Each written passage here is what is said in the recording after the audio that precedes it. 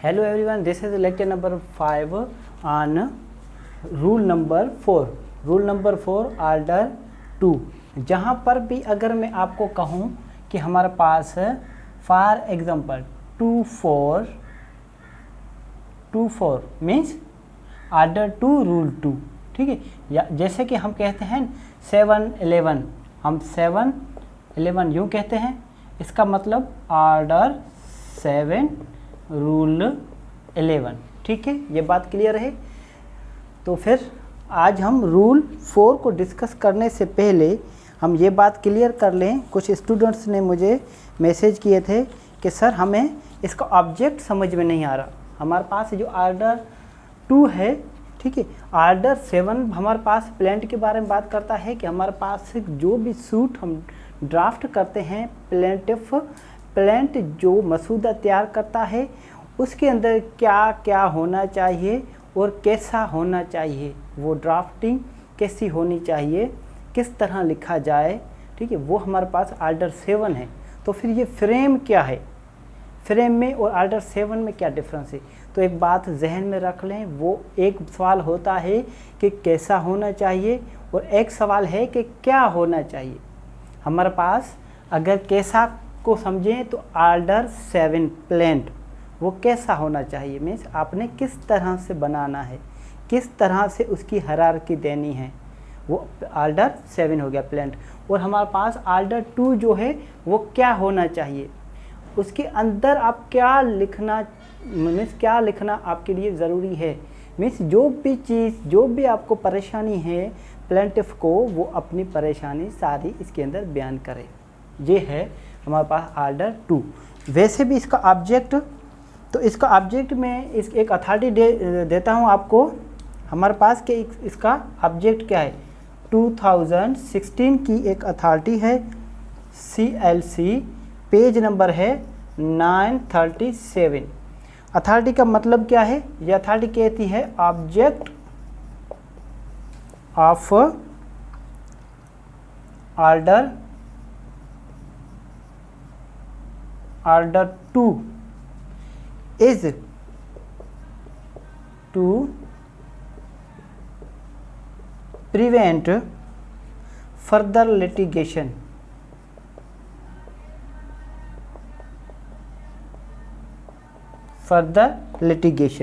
Means हमारे पास जो भी फर्दर लिटिगेशंस हो रही हैं उनको प्रिवेंट करने के लिए, उस चीज़ को अवॉइड करने के लिए ये ऑर्डर हमारे पास 2 कहता है कि आपको जो भी परेशानी है आप एक ही मैटर में हमारे पास लेकर आएँ और हम उनको डिसाइड करें। ऐसा नहीं है आप टुकड़ों में उनको बांट कर लेकर आएँ, उस पर भी हमारे पास एक अथॉरिटी है। अगर आप कोई चीज़ टुकड़ों में बांट कर आ रहे हैं, स्प्लिटिंग अप कर रहे हैं, क्या कर रहे हैं आप, splitting up causes of action, several causes of action. अगर आप उनको टुकड़ों में बांट रहे हैं और उसके बाद आप एक रिलीफ जो आपने क्लेम करने थे एक ही सूट में आपने वो नहीं किए, एक आपने रिलीफ क्लेम किया और दूसरा रिलीफ आप बाद में क्लेम करने आ रहे हैं, मतलब आपने जो रिलीफ क्लेम किया वो आप फर्स्ट सूट में भी कर सकते हैं, अब बाद में आप नहीं कर सकते क्योंकि आपने स्प्लिटिंग आप किया, ठीक है। सेवरल लिटिगेशंस हमारे पास क्रिएट करने के लिए, तो उस पर भी हमारे पास एक अथॉरिटी है और ये हमारे पास परमिसिबल नहीं है, ठीक है। उस पर एक अथॉरिटी आप पढ़ लेना,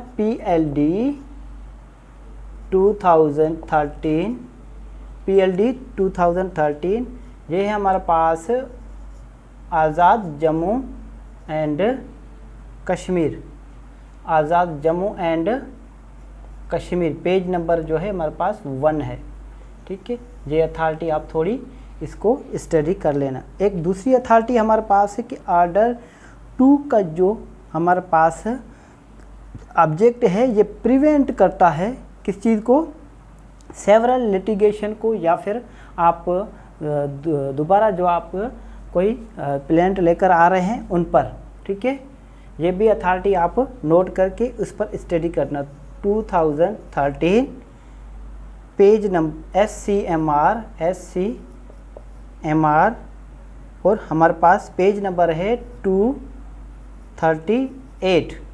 दूसरी अथॉरिटी हमारे पास 2013 page number CLC page number है 553। ये सब अथॉरिटी आपने पढ़नी है, ठीक है, बहुत ही ध्यान से। उसके बाद हम इसमें आगे चलते हैं। यहाँ तक देख लें। अगर किसी भी किस्म का कोई भी सवाल है तो आप मुझसे पूछ सकते हैं। Thank you so much. अब हम चलते हैं हमारे पास रूल नंबर 4 पर। रूल नंबर 4 हमारे पास बात करता है। रूल नंबर 4 में आप एक ही बात जहन में बिठा दें, जिच कर दें अपने जहन में कि यहाँ पर हमारे पास एक ही रिक्वायरमेंट है, इमूवेबल प्रॉपर्टी। कोई मैटर इमूवेबल प्रॉपर्टी से रिलेटेड हो, ठीक है। मूवेबल प्रॉपर्टी से रिलेटेड कोई मैटर हो तो फिर उन पर ये रूल अप्लाई नहीं होगा। रूल नंबर 4 की बात कर रहे हैं हम, ठीक है। रूल नंबर 4 को थोड़ा सा मैं इसकी बेरीडिंग कर लेता हूँ कि हमारे पास ये क्या कहता है। Only certain claims to be joint for recovery of immovable property. Only certain claims to be joint for recovery of immovable property. अगर इमूवेबल प्रॉपर्टी का कोई मामला है, ठीक है, तो फिर आप उनके साथ ये मामले ज्वाइन कर सकते हैं। कौन से मामले हम ज्वाइन करवा सकते हैं? हमारे पास इमूवेबल प्रॉपर्टी से जो हमारे पास कोई मैटर चल रहा है तो उससे हम दूसरे जो हमारे पास लिटिगेशंस हैं उसको कैसे हम इससे ज्वाइन करवा सकते हैं। थोड़ा सा ध्यान दें। No cause of action shall unless with the leave of the court be joined with a suit for the recovery of immovable property। कोई भी काज ऑफ एक्शन आप मेन सूट के अंदर ज्वाइन नहीं करवा सकते मगर with the leave of the court.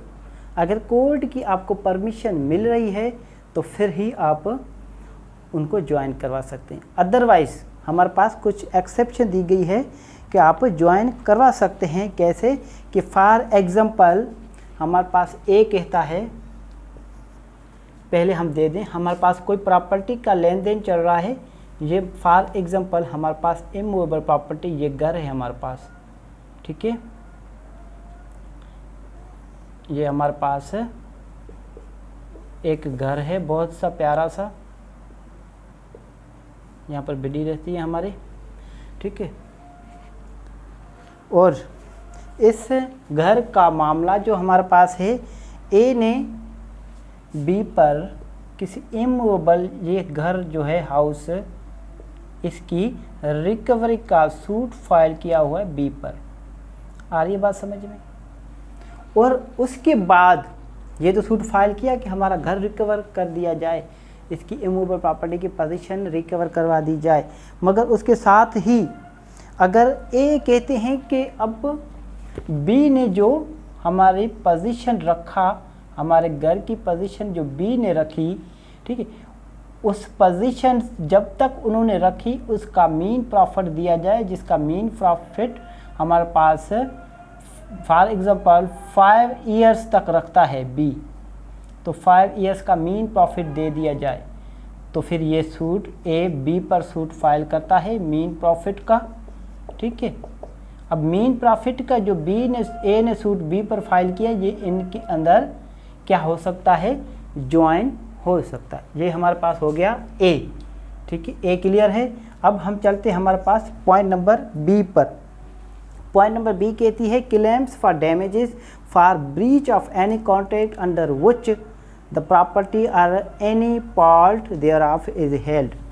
अगर इस प्रॉपर्टी से मुतालिक, जिस प्रॉपर्टी को लेकर ए ने बी पर कोई मुकदमा दायर किया, कोई प्लेंट दायर की अगेंस्ट डिफेंडेंट नंबर बी पर, ठीक है, और उसकी रिकवरी ये कोर्ट से मांग रहे थे, और उसके बाद ये चाह रहे हैं कि मुझे जो इन्होंने जो मुझसे कांटेक्ट किया था उसका ब्रीच हुआ है। उन्होंने रेंट पर घर रखा था, ठीक है, रेंट यही हुआ था तय कि हर हमारे पास मंथ पर ये हमें हमारी रेंट पे करेगा, इन्होंने रेंट पे नहीं की, मुझे डैमेजेस हुए, ये मेरा नुकसान हुआ है, इनके आधार पर मैंने यहाँ से कर्ज़ा उठाया था, अब वो मुझे नुकसान हुआ, इन्होंने टाइम पे मुझे पेमेंट नहीं की। तो ये अगर ये भी सूट फाइल कर लेता है, ए हमारे पास बी पर किस चीज़ का सूट फाइल करता है, फॉर एग्जांपल डैमेजेस, ठीक है, डैमेजेस कर रहा है। अगर डैमेजेस कर रहा है तो डैमेजेस का भी सूट इसके अंदर ऐड हो सकता है, आरी बार मेन सूट के अंदर ज्वाइन कर सकते हैं। और हमारे पास ये हो गया बी, समझ में आ गया। अब हम करते हैं C, claims in which the relief sought is based on the same cause of action. हमारे पास कॉज ऑफ एक्शन क्या है, इन्होंने हमारे पास ए ने सूट फाइल किया बी पर, किस चीज़ के लिए, रिकवरी ऑफ इमूवेबल प्रॉपर्टी। आ रही बात समझ में, रिकवरी ऑफ इमूवेबल प्रॉपर्टी, ठीक है। ये हमारा कॉज ऑफ एक्शन क्या था, इन्होंने रेंट पर घर दिया था और उन्होंने रेंट देने से इनकार कर दिया। आ रही बात समझ में, तो ये हमारा क्या हो गया था, इसका कॉज ऑफ एक्शन। अब उस कॉज ऑफ एक्शन से रिलेटेड अगर किसी भी किस्म का कोई रिलीफ ए को मिलता है और उन रिलीफ को लेकर ए सूट फाइल करता है और फिर वो सूट जो है वो भी हमारे पास मेन सूट से ज्वाइन हो सकता है। आ रही बात समझ में। इसके बाद हम चलते हैं हमारे पास इसके, जहाँ पर इसके लास्ट में लिखा है प्रोवाइडेड दैट, एक बात थोड़ी सी आप देख लें, मैं आपको प्रोवाइडेड दैट, अगर प्रोवाइडेड दैट लिखा हो या फिर प्रोविजो लिखा हो, ठीक है, या फिर लिखा हो प्रोविजन, ये सब एक ही बात है, ठीक है। ये है हमारे पास शर्त कि हमारे पास ये शर्त है कि इससे हमारे पास किसका राइट अफेक्ट नहीं होता है, फॉरक्लोजर्स,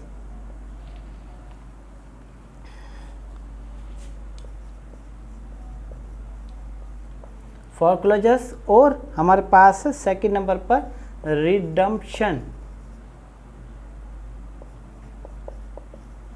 अब हमारे पास फॉरक्लोजर्स किसका राइट होता है, ये हमारे पास होता है मॉर्गेजी का, मॉर्गेजी। अब मॉर्गेजी कौन होती है, मॉर्गेजी कौन होता है, मॉर्गेजी वो जिसके पास आपने प्रॉपर्टी गिरवी रखवाई, वो मॉर्गेजी कहलाएगा, ठीक है।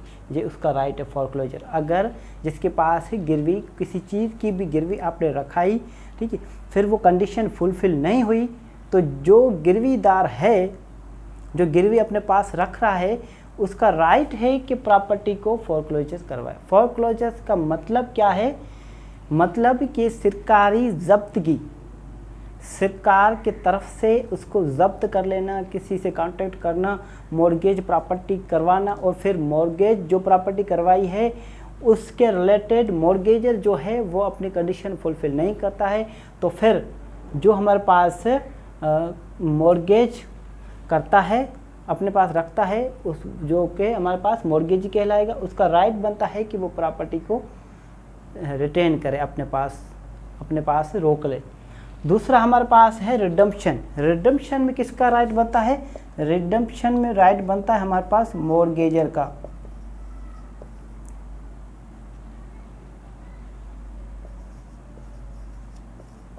मॉर्गेजर कौन, जिसने प्रॉपर्टी अपनी गिरवी रखवाई।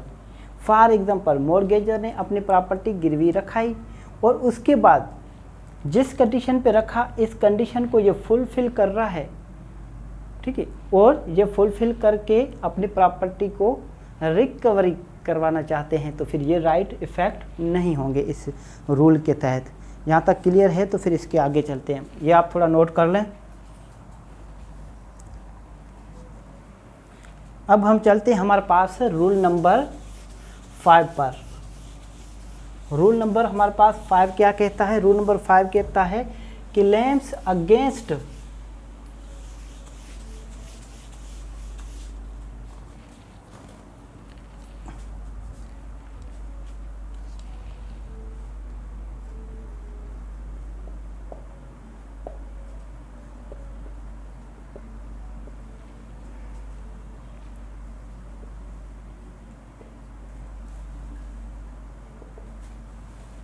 claims by or against executor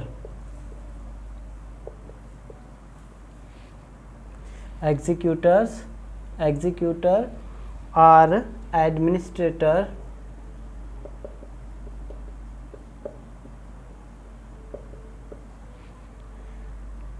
are here। ये हमारे पास इसका रूल है, इसको हम थोड़ा सा डिस्कस कर लेते हैं। हमारे पास फॉर एग्जांपल कोई एग्जीक्यूटर है, ठीक है, या फिर एडमिनिस्ट्रेटर है या फिर हेयर है। ये claims by or against, against को भूल जाएं आप, पहले पढ़ें। क्लेम्स बाय एग्जीक्यूटर, ठीक है, एडमिनिस्ट्रेटर आर हेयर्स, इन चीज़ों को देखें आप। मीन्स कोई भी प्रॉपर्टी है आपकी, ठीक है, आपने कोई एग्जीक्यूटर रखा है, ठीक है, उस प्रॉपर्टी को संभालने के लिए, जो प्रॉपर्टी संभालता है एग्जीक्यूटर या फिर एग्जीक्यूटर जो आपके बिहाफ पर कोई काम कर सके, ठीक है, या फिर आपका जायज़ वारिस लीगल हेयर, ठीक है। और अगर आपकी गैर मौजूदगी में वो पर्सनली अगर किसी भी किस्म का कोई सूट फाइल करता है तो फिर वो अलो नहीं है। आ रही बात समझ में? पर्सनली अलो नहीं है। यहाँ तक क्लियर है? अगर इस यहाँ तक क्लियर है तो फिर इसके बाद हम आगे चलते हैं। थोड़ी सी इसकी बैरिडिंग करने। No claim by or against executive administrator or heir as such shall be joined with claims by or against personally unless the last mentioned claims are alleged to arise with reference to the state in respect of which the plaintiff or defendant sues or is sued as executor, administrator jointly with deceased person whom he represents। अब इसका मैं आपको rule 5 का example दे देता हूँ कि अगर एक वर्ड याद रख लें आप, पर्सनली, ठीक है। इसका एग्जांपल एक बहुत ही खूबसूरत एग्जांपल है। कोई ए है, ठीक है, जिसकी वाइफ है बी, ठीक है, और उनकी एक बेटी है सी, ठीक है। अब हमारे पास है ए जो है, ए की डेथ हो जाती है, जो हस्बैंड है उसकी डेथ हो जाती है, तो बी क्या करती है, अपनी बेटी पर सी पर एक मुकदमा फाइल करती है कि मेरे जो हस्बैंड थे उससे मुझे डाइवोर्स अमाउंट दी जाए और मेरे हस्बैंड के जो प्रॉपर्टी है उनमें से मुझे अपना राइट दिया जाए, ठीक है। अब दो सूट फाइल कर रही है। एक सूट फाइल कर रही है हमारे पास कौन सा, इनहेरिटेंस, ठीक है, और दूसरा कर रही है हमारे पास फैमिली।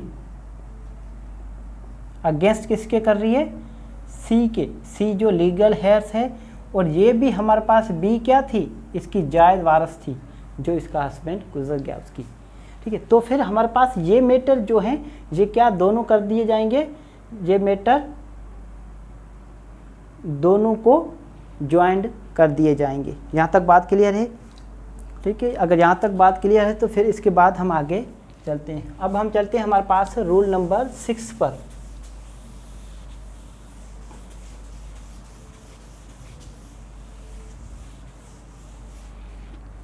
रूल नंबर 6 क्या कहता है हमारे पास,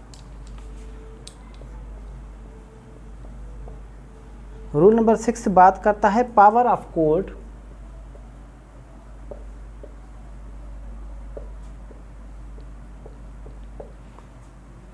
टू ऑर्डर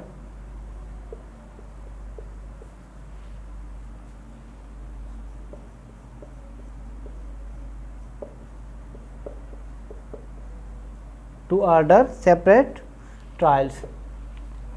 अब यहाँ पर एक बात जहन में रख लें कि जब भी मैं आपको कोई लेक्चर दे रहा होता हूँ तो आपने बेयर एक्ट लाजमी देखना है।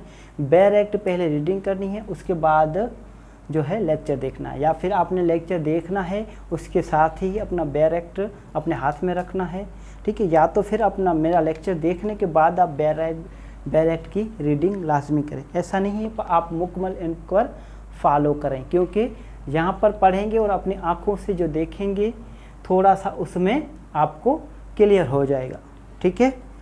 अब इसकी थोड़ी सी बेरीडिंग कर लेता हूँ। Where it is appears to the court that any causes of action joined in one suit cannot be conveniently tried or disposed of together, the court may order separate trials or make such other order as may be expedient। अब हमारे पास जो भी properly हमारे पास suit join हुए हैं, ठीक है। For example कोई मुकदमा था, ए ने बी पर किया, ठीक है, और हमारे पास एक मुकदमा है हमारे पास बी ने ए पर किया, ठीक है। अब दोनों मुकदमे एक साथ कर दिए गए हैं, ठीक है, कोई वन सूट कर दिया गया, ज्वाइन कर दिया गया, मगर किस हमारे पास रूल में कर दिया गया, ये आप हमारे पास रूल 6 ऑफ ऑर्डर 2 आप किसके साथ पढ़ेंगे, read with rule number 3, rule number 3 के साथ पढ़ेंगे। रूल नंबर 3 के अंदर जो ज्वाइन कर दिए गए, ठीक है, प्रॉपरली ज्वाइन कर दिए गए। अब कोर्ट समझती है कि इसमें एक साथ चलना और कोर्ट की प्रोसीडिंग्स को कंडक्ट करना और फिर उसके बाद इसमें कोई फैसले की हद तक पहुंचना बहुत ही मुश्किल है, ठीक है। तो फिर कोर्ट ये समझती है कि हमारे पास क्या है, कोर्ट के नॉट बी कन्वीनियंटली ट्राइड और डिस्पोज ऑफ, बहुत ही आसानी से मुनासिबत से या फिर मुनासिब तरीके से कोर्ट इसको डिस्पोज ऑफ नहीं कर सकती, तो फिर कोर्ट इसके सेपरेट ट्रायल का ऑर्डर दे सकती है। जो पहले प्रॉपरली ज्वाइन हुआ कि जो ए ने सूट फाइल किया बी पर, वो सूट अब अलग चले जैसा था अपनी ओरिजिनल पोजीशन में, और बी ने जो सूट फाइल किया ए पर अब वो अलग चले अपनी, ठीक है, मीन्स अलग अलग हो गया, ए वर्सेस बी और बी वर्सेस ए। आ रही है बात समझ में। पहले एक कर दिए गए थे, एक करने के बाद अब तोड़ दिए, सेपरेट ट्रायल कर दिए, ठीक है। ये रूल अप्लाई नहीं होता है, दिस रूल, ये बात ज़हन में, this rule does not apply to misjoinder. ये रूल मिसजॉइंडर पे अप्लाई नहीं होता। ये कहाँ पर अप्लाई होता है, जहाँ पर प्रॉपरली ज्वाइंट किए हों, उसी कोर्ट ने ज्वाइन किए हों, मगर बाद में उस कोर्ट को कन्वीनियंटली ना लगे, कन्वीनियंस कोर्ट को ना लगे और कोर्ट जैसा एक्सपीडियंट समझे कोई और ऑर्डर भी पास कर सकती है। यहाँ तक बात क्लियर है। इसके बाद हम आगे चलते हैं, ये आप नोट कर लें थोड़ा।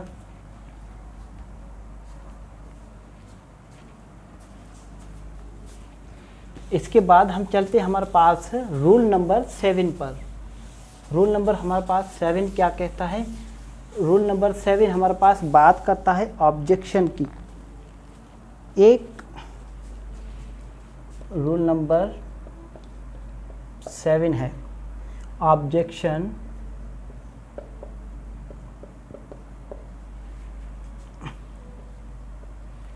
एज टू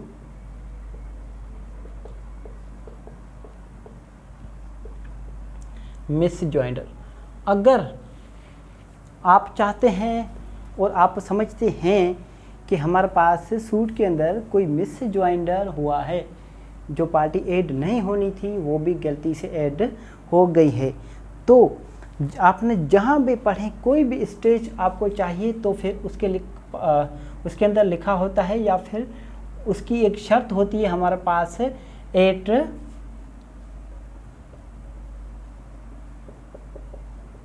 अर्लीस्ट पॉसिबल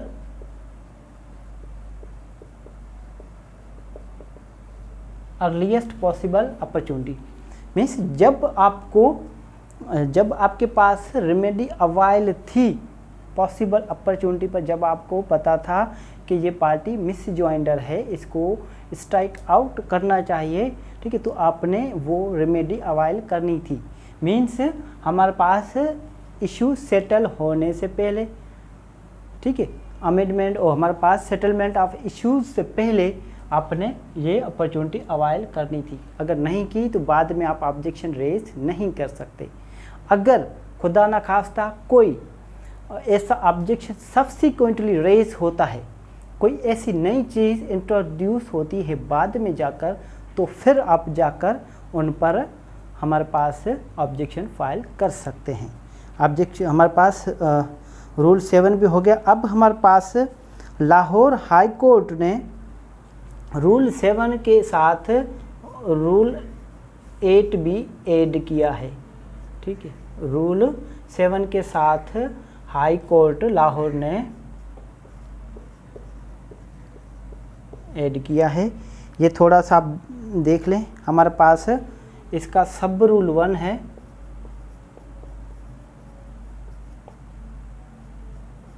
सब रूल 1 हमारे पास बात करता है where an objection duly taken has been allowed by the court the plaintiff shall be permitted to select the cause of action with which he will proceed and shall within a time to be fixed by the court amend the plaint by striking the remaining causes of action।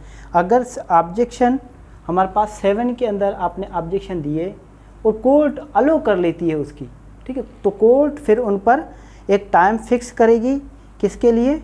Striking out के लिए।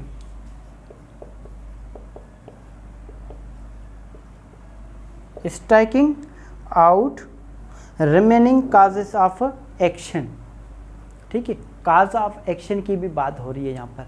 अगर कोई हमारे पास जो causes of action है वो miss ज्वाइंटर है causes of action, ठीक है, तो फिर अगर वो पार्टी समझती है रूल 7 के अंदर ऑब्जेक्शन लेकर आ रही है तो उनको हमारे पास पॉसिबल अर्लीस्ट पॉसिबल अपॉर्चुनिटी पर ही बात करनी थी कि हमारे पास ये जो काज ऑफ एक्शन ऐड हुआ है, ये हमारे पास काज ऑफ एक्शन गलती से ऐड हुआ है, इसको स्ट्राइक आउट कर दे। अगर ऑब्जेक्शन हमारे पास अर्लीस्ट पॉसिबल अपॉर्चुनिटी उन्होंने अवाइल नहीं की तो फिर वो ऑर्डर रूल 7 के तहत भी एप्लीकेशन नहीं दे सकते, ठीक है।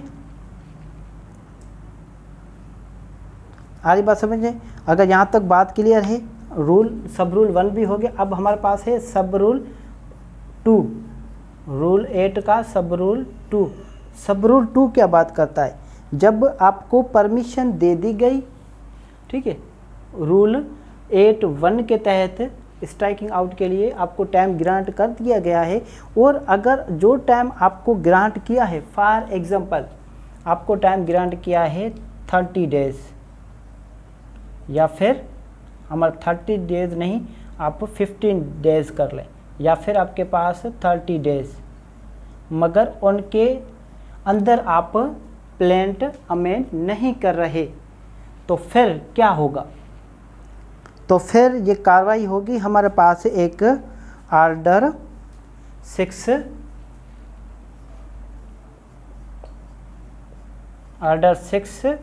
रूल 18 की। ऑर्डर 6 रूल 18 क्या है? Failure to amend after order. जब आपने एप्लीकेशन दी कोर्ट के अंदर कि हमारे जो काज ऑफ एक्शन हैं, ठीक है, उन पर हमारे ऑब्जेक्शंस हैं, ठीक है, जो काज ऑफ एक्शन जो ज्वाइंट हुए हैं वो मिस ज्वाइंटर है, उन पर ये ऑब्जेक्शन है, इसको स्ट्राइक आउट कर दिया जाए, ठीक है। रूल 1 के अंदर उसको स्ट्राइक आउट करने का ऑर्डर हुआ, और रूल 2 के अंदर अगर आप उन पर जो ऑर्डर हुआ है उस टाइम के अंदर, जो कोर्ट ने टाइम फिक्स किया है, उस टाइम के अंदर आप हमारे पास नहीं लेकर आ रहे प्लेंट अमेंडेड प्लेंट, तो फिर ऑर्डर 6 रूल हमारे पास 18 की कार्रवाई होगी। 18 में क्या होगा? फिर आपको रोक दिया जाएगा, कोर्ट आपको प्रिवेंट्स कर देगी कि अब आप नहीं कर सकते, आपको हमने पॉसिबल अपॉर्चुनिटी दी थी। आ रही बात समझ में? यहाँ तक बात क्लियर है। अगर मान लें कि कोर्ट ने टाइम फिक्स नहीं किया, तो ऑर्डर हमारे पास 6 रूल 18 के अंदर विदिन 14 डेज आपने फाइल करना है। अगर नहीं फाइल किया तो फिर बाद में आप फाइल नहीं कर सकते। यहाँ तक बात क्लियर है? अगर यहाँ तक बात क्लियर है तो फिर इसके बाद हम चलेंगे ऑर्डर नंबर 3 पर। हमारे पास जॉइंडर, हमारे पास प्लीडर के पास कि हमारे रिकॉग्नाइज एजेंट्स एंड प्लीडर्स कौन होते हैं। हम प्लीडर्स को डिस्कस करेंगे और प्लीडर्स के पास जाएंगे, जैसा कि हम खुद भी एक प्लीडर्स हैं। ये प्लीडर्स की ही बात करता है तो क्यों ना दिलचस्पी से हम इसको पढ़ लें। ये बहुत ही इंटरेस्टिंग होगा हमारा नेक्स्ट लेक्चर, तो आप देखते रहिए और मुझे भी अपनी दुआ में याद रखिएगा। ठीक है, थैंक यू सो मच।